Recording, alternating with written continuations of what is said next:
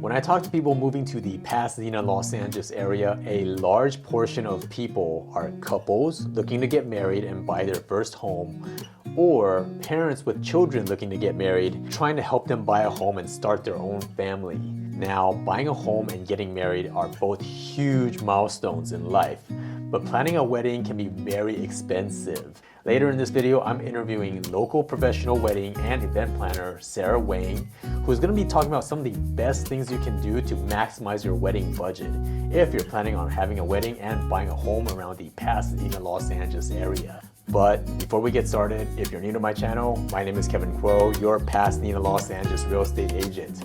I love living in the Pasadena, Los Angeles area, and my channel covers everything about living around here because I want you to love living here as well. Whether you're looking to buy a home, sell a home, or you need someone to manage your current property, you can contact me directly or book an appointment in the description down below. And if you enjoy my content, please remember to like and subscribe to be notified anytime a new video comes out. So with that being said, let's begin. What is up, you guys? This is your real estate agent Kevin Kuo here. I am here with my friend Sarah Wang. Hi everyone! Sarah, thank you for taking the time out to come to my show. I know you're like super busy and I really appreciate you, taking the time out to come out here. Thank you so much for having me. Why don't you tell the audience a little bit about yourself, how long you've been in the business, like why you got into event and wedding planning? Sure. So I started wedding planning about 8 years ago, is when I quit my full-time job and then I jumped right into it. Before that, I was doing jewelry, and then on the side, because I love singing, so I was singing at different events or weddings, and so that's kind of how I got into the wedding industry, by being a wedding singer. Oh, okay. Wow. A lot of people, when I said that, they're like, oh, like Adam Sandler, that movie, wedding singer. Or when I tell them I'm a wedding planner, they're like, oh, like J-Lo. So you've been in the wedding planning business for about 8 years, right? You've seen a lot of weddings, done all different types of weddings in different venues. What's the typical cost to have a wedding in the Los Angeles area? And what do you think is like the major items you have to look out for, when you plan your wedding? Yeah, like in terms of budgeting in LA, having a wedding, it's getting higher, but the pricing, everything goes up because of inflation, and post-pandemic, everything just went up, like sometimes double or triple of the price before. Wow. So if you got married before that, then you're very lucky, like you. Everyone after, price went up a lot. So like right now, what I've seen from at least my clientele in this area, LA, OC, for like 100, 150 people, you're spending like at least $60K. That's like a safe minimum. So like $60,000 for the entire wedding. For like 100 people. For 100 people. Does the cost does it cut in half if you have like 50 people? Yeah, it helps to have a smaller guest count for sure, but it also depends on the venue, because a lot of venues, they have a minimum, like food and beverage minimum. Let's say if you are doing a wedding on a Saturday evening at a resort, then they might charge you like 35K, sometimes like 50K. Yeah, depending on, the venue, but. And that's the minimum, like 35 that's one example. Every venue is different. So even if you have like 50 people, 35 people, but you really, really want that venue at that day, or on that day at that time, like for dinner, and then there's the minimum you have to meet. So you could have 35 people, but then you probably have to pay, just for that example, like 35K. So that's like $1,000. That's just the venue and food and beverage. That's not including your planner, your photographer, your floral DJ, makeup artist, your dress, Right. Yeah. I'm guessing if you have more people, then the cost per person would decrease. I wouldn't say it decreases, because when you have more guests, then, of course it adds up, because I would say average, if you're doing it at a hotel or, that provides food and beverage, then it's about $350 per person. That's average. So like if you times it by however many guests you have, like you have 200 guests, like that's 70. Okay. Is it just like the lower the guest, the less the cost? In general, it's less the guests, less the cost, because it's not just the venue and the food and beverage, but it's also your decor. Let's say you have 20 tables to decorate versus only 5 tables to decorate. Then like your floral cost for your centerpiece, and then if you're renting like linen for the table, flatware and all that stuff, like and renting chairs, so all that cost will go down just because you have less table, less guest count. Right. Yeah. So venue and food and beverage are your biggest expense, basically. Yeah, pretty much. And how much do you think of the budget would that take up? Yeah, depending on your budget, like if you have a smaller budget, then of course the food and beverage, the venue, percentage-wise would take up more percentage. But if you have a higher budget, let's say you have 100,000, you have 200,000, then like the venue cost, the food cost would be a smaller percentage. Right, would it be like 50%? Like your wedding, you said it was like 70 or something for venue. Right. So yeah, food like and venue was like 70%. Yeah, depending on your overall budget. So it could range from like as high as 70% to like 15, 20%. Or a lot of your clients, are they married already before they buy a house, or they get a house first and then they engage and married? It depends. Like sometimes they are living together, they want to buy a place together and then get married. Sometimes they're actually parents that are looking for a home for their kids, that they want to like help their kids like start their own like family. a wedding gift. Right. Like the parents put down the down payment and then the kids make the monthly payment. Oh, nice. So what's something that they can do to kind of like maximize their budget and get the most bang for their buck? Yeah. So, I mean, there are several ways. Like one is to have a less guest count. That's the easiest way to bring down your budget. And then second of all is maybe pick a date that is like in the slow season of the wedding season. Like for example, typical slow season in the year is from like November, December, all the way to like March, April. Well, it varies for different venues, but different venues, mostly they have like different pricing for different season of the year and also different day in the week. So let's say you're getting married on a Saturday, like most expensive day will be like maybe in the summer or fall. Oh, okay. Like summer, fall, like, and then on the weekend, like Saturday night. Right. So that's probably on the higher end in terms of pricing comparing to other days, So like if you're getting married on a weekday, like Monday through Thursday is counted as weekday. Friday is already another price. Monday through Thursday, and then if you do it at like slow season, like between December, January, February, then you probably could get the biggest bang for your buck in terms of venue. And also lunch. Lunch is cheaper than dinner. So. Oh yeah.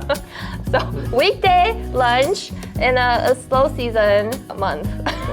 That's the trifecta. That's the tip. The trifecta. Okay. Yes. Awesome. You could look for like venue that has a lower cost.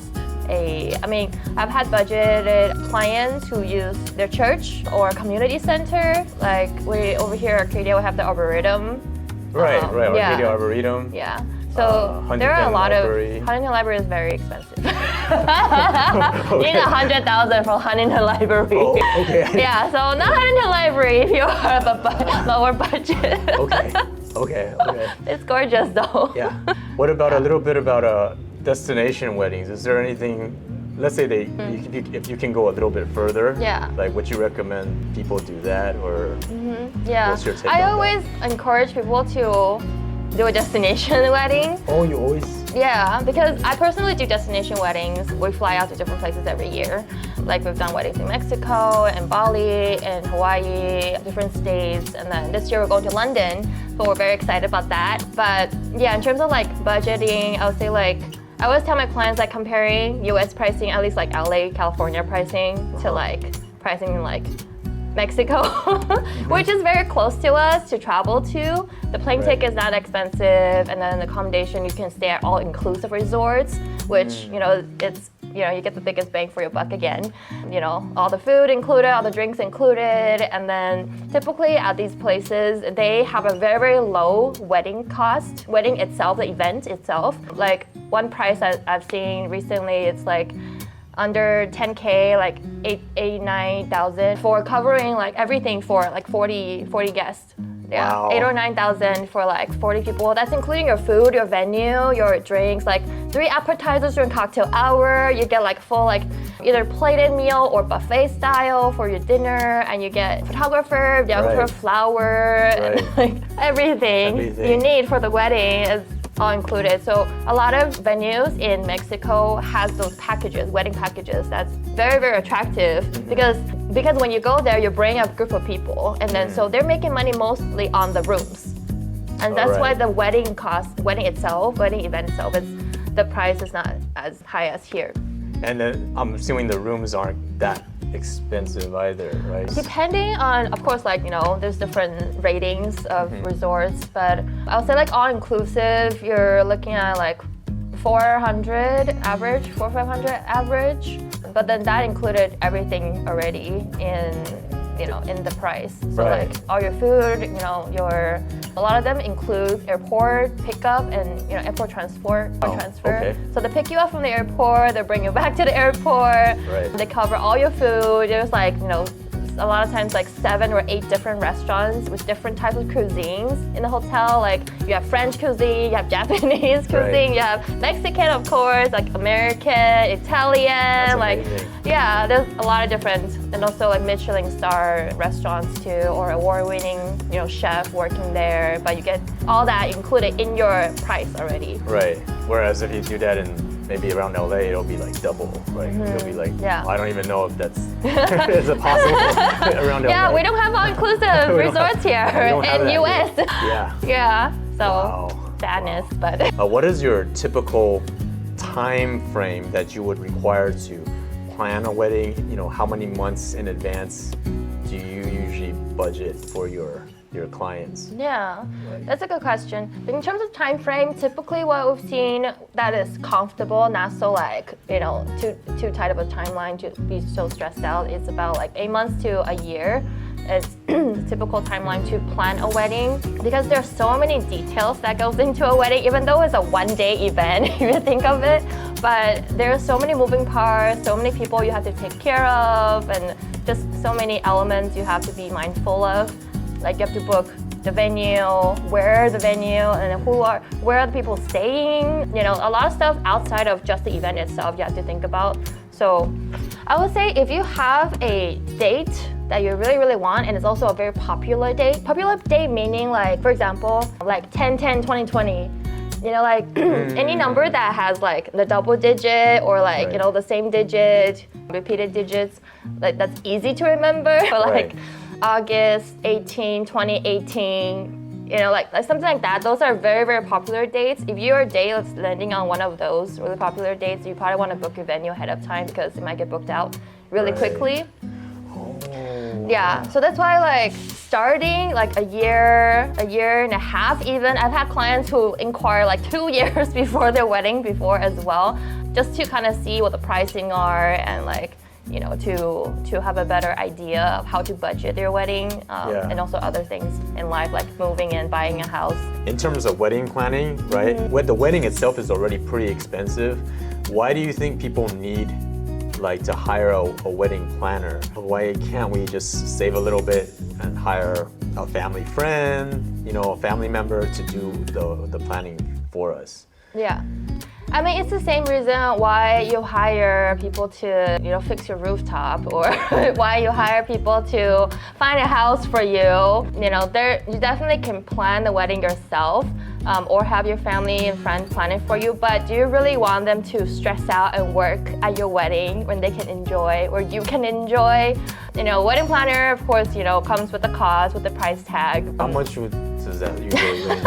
Yeah, so I would say like average wedding planner, like full planning, it really varies. About, I would say like $6,000, 10,000, I've seen 20,000 and up, like for full planning. So it's a big range. Depending on the complexity of the event, right? Yeah, and also depending on the experience and also the name brand of the wedding planning companies. Yeah, so it really depends. But I mean, I'm sure there's a right planner for every single couple, but I highly recommend, not just because I'm a planner, but having a wedding planner, it really helps you ease your stress, especially if you're buying a house at the same time and you have a full-time job, you have other stuff to worry about, you know, why not let a professional help you save time, save money, and give you all the tips, and you don't have to like, you know, go through any mistakes.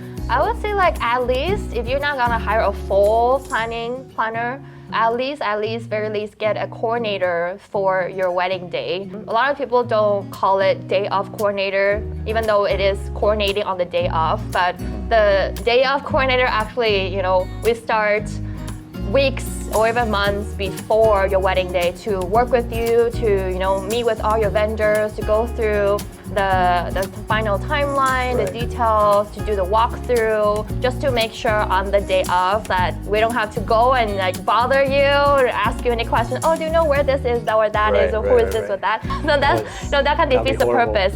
Yeah, so at least, very least have a coordinator, then you will be able to really just relax and enjoy the day without having any headache or worries at all.